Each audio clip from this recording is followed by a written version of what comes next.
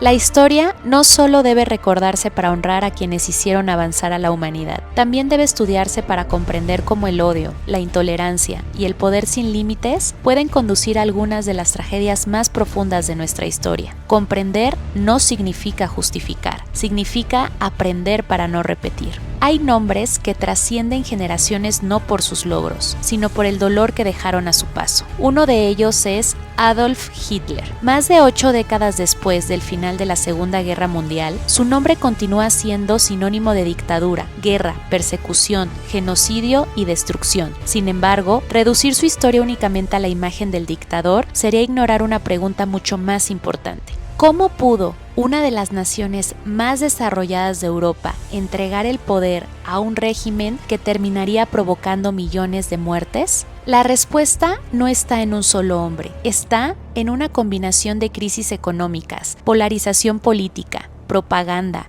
miedo, desinformación, instituciones debilitadas y una sociedad que poco a poco fue normalizando aquello que nunca debió considerarse normal. En este episodio buscamos entender las condiciones que hicieron posible una de las mayores tragedias de la humanidad y reflexionar sobre las señales que aún pueden poner en riesgo a cualquier democracia. Esto es El otro lado de Adolf Hitler.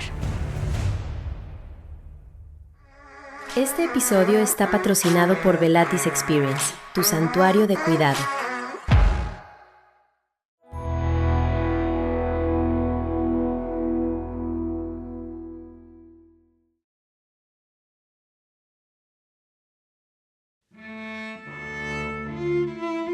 Adolf Hitler nació el 20 de abril de 1889 en Braunau am Inn, una pequeña ciudad situada en la frontera entre Austria y Alemania, entonces parte del Imperio Austrohúngaro. Su padre, Alois Hitler, era inspector de aduanas y era conocido por ejercer una disciplina severa dentro del hogar.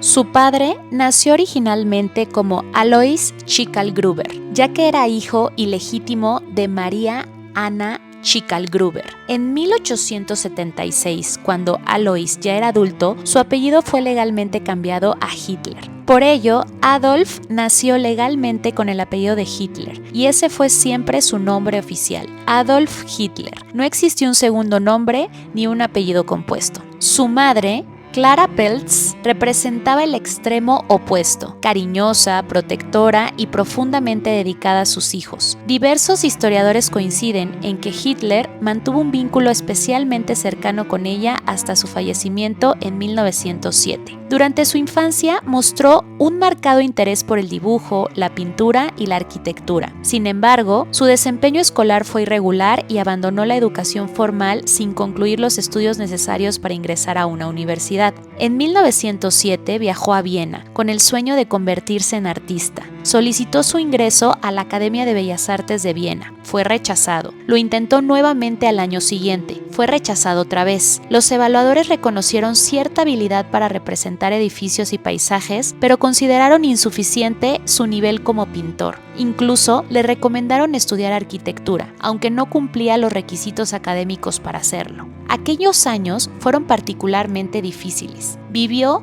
con recursos limitados, pasó temporadas en albergues y obtuvo ingresos vendiendo pequeñas acuarelas y postales. Fue también en Viena donde comenzó a entrar en contacto con discursos nacionalistas extremos, teorías conspirativas y un antisemitismo que ya existía en algunos sectores de la sociedad europea de la época. Estas ideas no nacieron de Hitler, pero él terminaría convirtiéndolas en la base ideológica de un Estado. Para comprender el ascenso del nazismo, es indispensable entender la Alemania que emergió tras la Primera Guerra Mundial. En 1914, cuando estalló el conflicto, Adolf Hitler tenía 25 años y se alistó voluntariamente en el ejército alemán, donde sirvió como mensajero en el frente occidental, una de las funciones más peligrosas debido a que implicaba transportar comunicaciones bajo el fuego enemigo. Durante la guerra fue herido en 2 ocasiones y recibió la Cruz de Hierro de primera clase, una condecoración poco común para un soldado de su rango. La guerra concluyó en noviembre de 1918 con la derrota de Alemania. Hitler tenía entonces 29 años y, como millones de alemanes, vivió el colapso de un imperio que durante décadas había sido una de las principales potencias europeas. La derrota no solo significó el fin del conflicto, representó una profunda crisis política, económica y social que transformó por completo al país. El Tratado de Versalles, firmado en 1919, obligó a Alemania a aceptar la responsabilidad por la guerra, ceder aproximadamente el 13% de su territorio, perder todas sus colonias, reducir drásticamente el tamaño de sus fuerzas armadas y asumir el pago de cuantiosas reparaciones económicas a los países vencedores. Para una gran parte de la población, estas condiciones fueron percibidas como una humillación nacional. Las consecuencias fueron devastadoras. En pocos años, la economía alemana sufrió una hiperinflación histórica. Los salarios perdían valor en cuestión de horas. Los ahorros de millones de familias desaparecieron y bienes tan básicos como el pan o la leche alcanzaban precios que cambiaban varias veces al día. A ello se sumaron el desempleo masivo, la pobreza, las tensiones políticas, los intentos de golpe de Estado y una creciente desconfianza hacia las instituciones democráticas de la recién creada República de Weimar.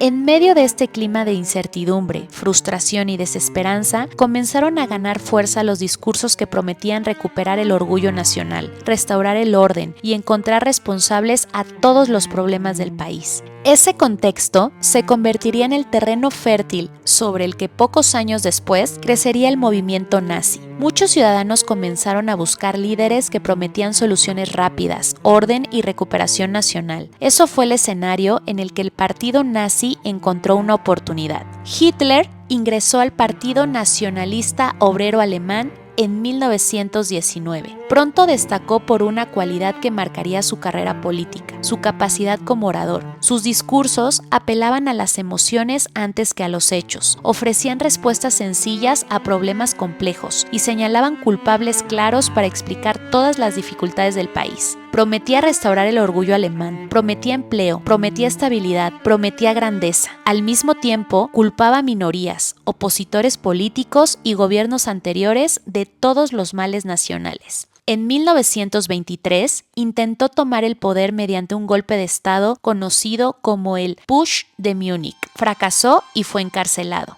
Durante ese periodo escribió Mi lucha, una obra en la que plasmó buena parte de su ideología racista, antisemita y expansionista. En lugar de abandonar sus aspiraciones, decidió buscar el poder utilizando los mecanismos legales existentes. En enero de 1933 fue nombrado canciller de Alemania. Pocas semanas después, el incendio de Reichstag permitió al gobierno aprobar medidas de excepción que restringieron libertades civiles y ampliaron el poder del Ejecutivo.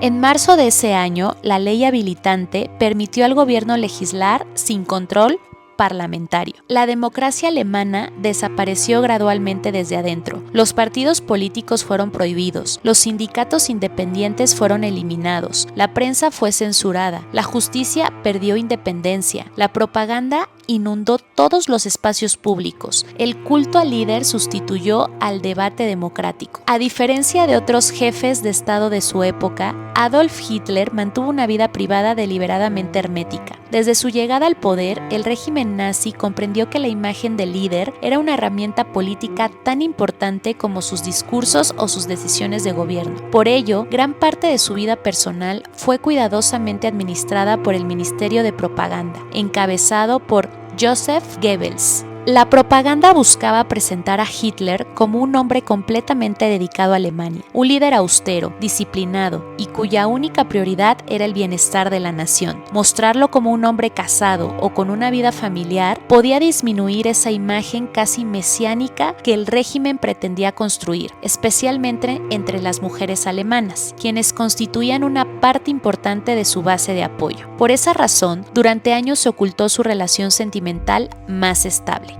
Desde finales de la década de 1920 mantuvo una relación con Eva Braun, una joven fotógrafa que trabajaba para el fotógrafo oficial del partido nazi. Aunque permanecieron juntos durante más de una década, Eva rara vez aparecía en actos públicos y la mayoría de los ciudadanos alemanes desconocía la verdadera naturaleza de su relación. Su vida transcurría principalmente en la residencia de montaña de Hitler, conocida como Berghof, en los Alpes bávaros, donde compartían tiempo con algunos de sus colaboradores más cercanos. Hitler nunca tuvo hijos reconocidos. A lo largo de los años han surgido diversas afirmaciones sobre supuestos descendientes, especialmente relacionadas con un hombre francés llamado Jean-Marie Lauré, quien aseguró ser hijo biológico del dictador. Sin embargo, ninguna de estas versiones ha podido demostrarse de manera concluyente, y los historiadores consideran que no existe evidencia suficiente para afirmar que Hitler haya tenido hijos. En cuanto a sus hábitos personales, diversas fuentes históricas coinciden en que llevaba una rutina altamente estructurada. Solía trabajar hasta altas horas de la madrugada, sostenía largas reuniones con sus colaboradores y dedicaba buena parte de su tiempo a revisar informes militares, documentos administrativos y material propagandístico. Era conocido por imponer un estilo de liderazgo altamente centralizado, en el que las decisiones más importantes dependían exclusivamente de él. También trascendieron algunas características de su vida cotidiana. Con el paso de los años, adoptó una dieta predominantemente vegetariana, por recomendación de sus médicos, y evitaba el consumo de alcohol en exceso y el tabaquismo. Aunque estas decisiones respondían principalmente a cuestiones de salud e imagen pública, paradójicamente, mientras la propaganda proyectaba una imagen de disciplina y autocontrol, investigaciones históricas posteriores documentaron que especialmente durante los últimos años de la guerra recibió múltiples medicamentos administrados por su médico personal, incluidos estimulantes y otros fármacos cuyo efecto sobre su salud física y mental continúa siendo objeto de estudio. A medida de que la Segunda Guerra Mundial avanzaba y las derrotas militares se acumulaban, Hitler se volvió cada vez más aislado. Pasaba largas temporadas en refugios militares y desde enero de 1945 permaneció prácticamente recluido en el Führerbunker,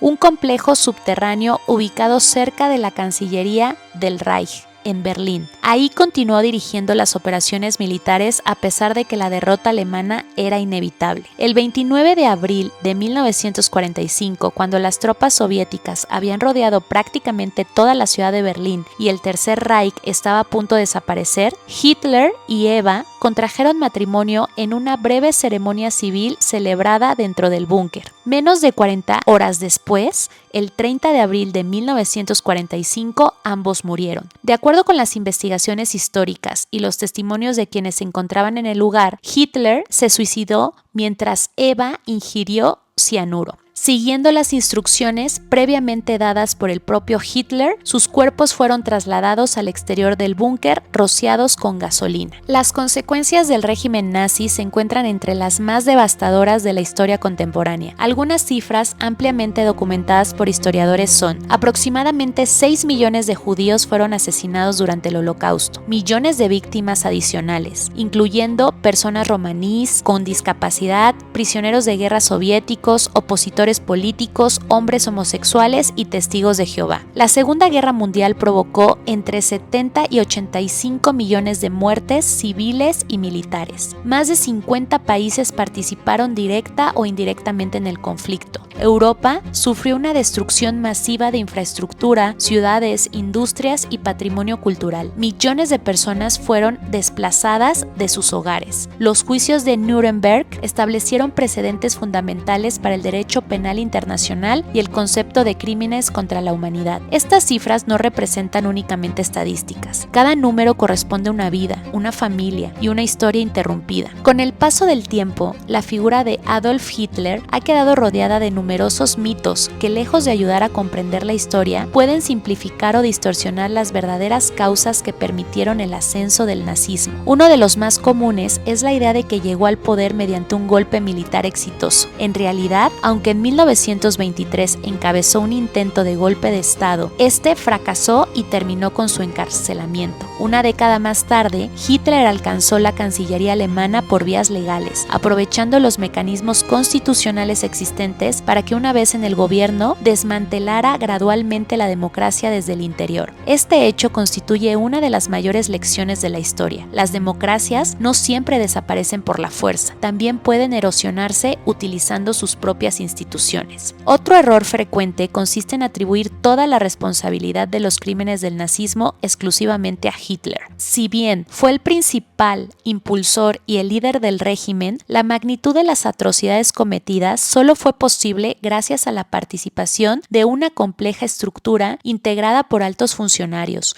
militares, fuerzas de seguridad, jueces, burócratas, empresarios, propagandistas y miles de colaboradores que ejecutaron órdenes o contribuyeron al funcionamiento del aparato estatal. A ello se sumó el silencio o la indiferencia de una parte de la sociedad, recordándonos que las tragedias colectivas rara vez son obra de una sola persona. También persiste la falsa idea de que el Holocausto fue una reacción improvisada en medio de la guerra. La evidencia histórica demuestra exactamente lo contrario. El exterminio de millones de personas fue el resultado de un proceso gradual y sistemático que comenzó con discursos de odio, continuó con la exclusión jurídica y social de determinados grupos, avanzó hacia la segregación, las deportaciones y finalmente culminó en un programa de exterminio organizado por el Estado nazi. Nada de ello ocurrió de manera espontánea, fue el producto de años de planificación, burocracia y deshumanización. Finalmente, suele pensarse que la propaganda únicamente logra influir en personas con poca educación o escasa capacidad crítica. Sin embargo, la historia del nazismo demuestra que incluso una de las sociedades más desarrolladas científica, tecnológica y culturalmente de su época pudo ser vulnerable a campañas masivas de manipulación. Cuando predominan el miedo, la incertidumbre económica, la polarización política y la pérdida de confianza en las instituciones, la propaganda encuentra un terreno fértil para sustituir los hechos por narrativas emocionales y simplificar problemas complejos mediante la búsqueda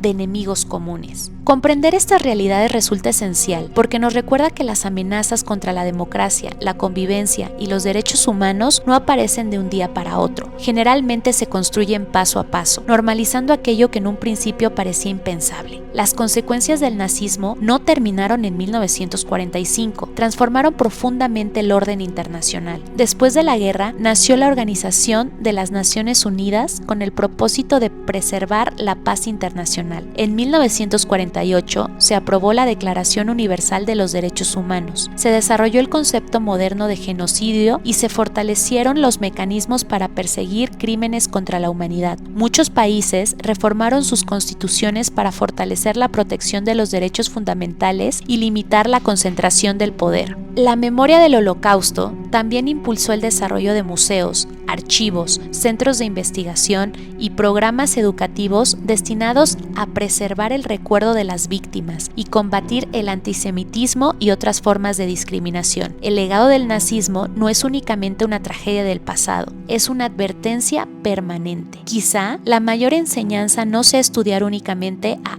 Adolf Hitler. La verdadera lección consiste en comprender cómo una democracia puede deteriorarse lentamente. Las grandes tragedias rara vez comienzan con violencia masiva, suelen iniciar con palabras, con discursos que dividen a la sociedad entre nosotros y ellos, con la deshumanización del adversario, con ataques a la prensa, con la desconfianza hacia las instituciones, con la normalización de la mentira, con el desprecio hacia quienes piensan diferente. La historia demuestra que la libertad no desaparece de un día para otro. Se erosiona poco a poco cuando la ciudadanía deja de defenderla. Adolf Hitler dejó una huella imborrable en la historia, no por su capacidad para construir, sino por demostrar hasta dónde puede llegar una sociedad cuando el miedo sustituye al diálogo, cuando el fanatismo reemplaza al pensamiento crítico y cuando el poder deja de encontrar límites. Recordar esta historia debe servir para fortalecer nuestra memoria colectiva, porque las peores tragedias de la humanidad no comenzaron con cámaras de gas ni con una guerra mundial. Comenzaron cuando millones de personas aceptaron pequeñas renuncias renuncias a la libertad, toleraron el discurso del odio y dejaron de ver humanidad en quienes eran diferentes. Cada generación tiene la responsabilidad de preguntarse si esas señales están volviendo a aparecer. La historia no está escrita para condenarnos a repetirla, está escrita para enseñarnos que la democracia, la dignidad humana y los derechos de todas las personas solo sobreviven cuando existe una ciudadanía dispuesta a defenderlos. Esto es, quizá, el verdadero aprendizaje que nos deja el otro lado de Adolf Hitler en Velatis Perspective.